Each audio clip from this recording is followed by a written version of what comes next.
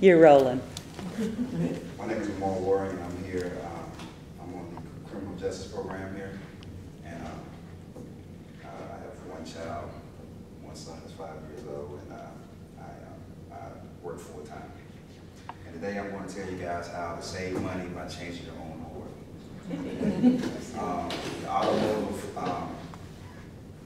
repair shops and dealerships, they all like to get over on your money, and they have this thing from which they tell you to come and get your oil changed every 3,000 miles.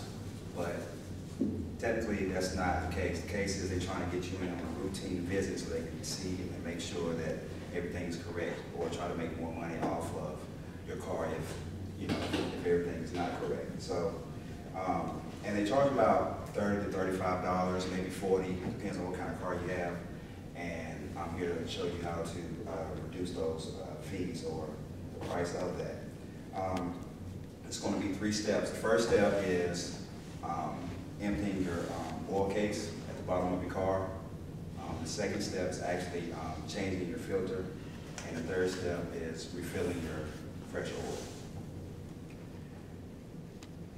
I have been changing my own oil now for about 3 years because I work for a company called Carolina BG. It's an automotive distributing company. That's why I find out a lot of secrets about what the automotive repair shops do and don't do correctly. So now let me show you how easy it is to change your oil. The first step is draining your oil.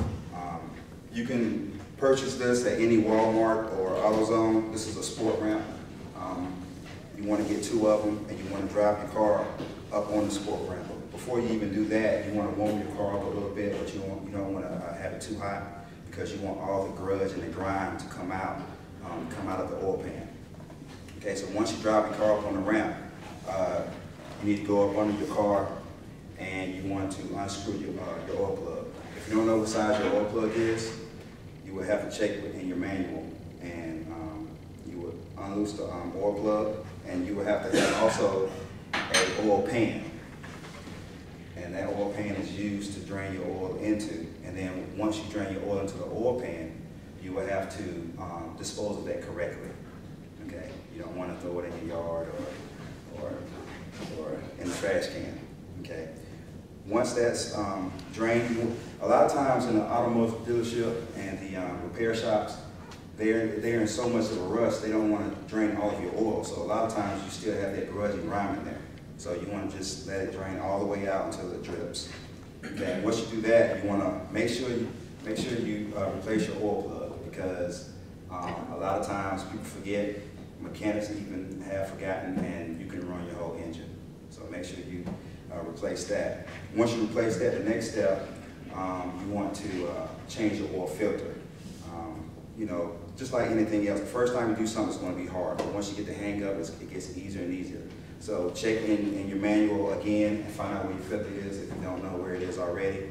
And it looks like this. Depends on the size of your car. And sometimes you have a better filter that's already in there, which has a grip on the filter. Sometimes you don't. If you don't, you'll have to get a oil filter wrench. Okay, and you just simply put it across and loosen it and take it off. Once you take that off, you can dispose of this. And you also want to make sure before you do that is that this rubber piece come off, because you don't want to have 2 seals. Okay, and then once you dispose of this, some other oil is going to fall out from this area, and you want that to drain also. And then once that drains, you want to put your new oil filter on, and before you put it on, you want to make sure that you take some used oil, stick your finger in the used oil, and rub it around here so you can have a little bit of lubricity to screw this on, because it's going to be kind of hard. And then once you screw this on, you're ready to fill your oil. Filling your oil, you want to look into your owner's manual again and check to see how many quarts your car takes. Okay? And once you find that out, you want to go ahead and fill your car with the exact amount of oil. Sometimes you can put a little bit less if you have an oil additive. Oil additive, what it does is it gives your oil more lubricity, and therefore you can have your car run longer on that oil change. This oil right here, you can drive your car from 5,000, 7,000 miles instead of 3,000, and it has been proven by chemistry.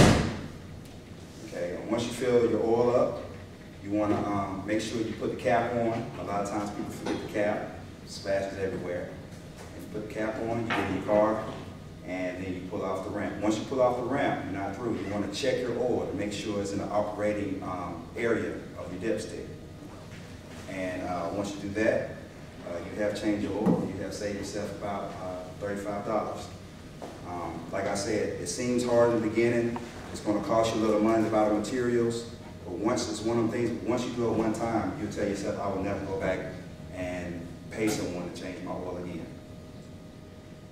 Okay, thank you.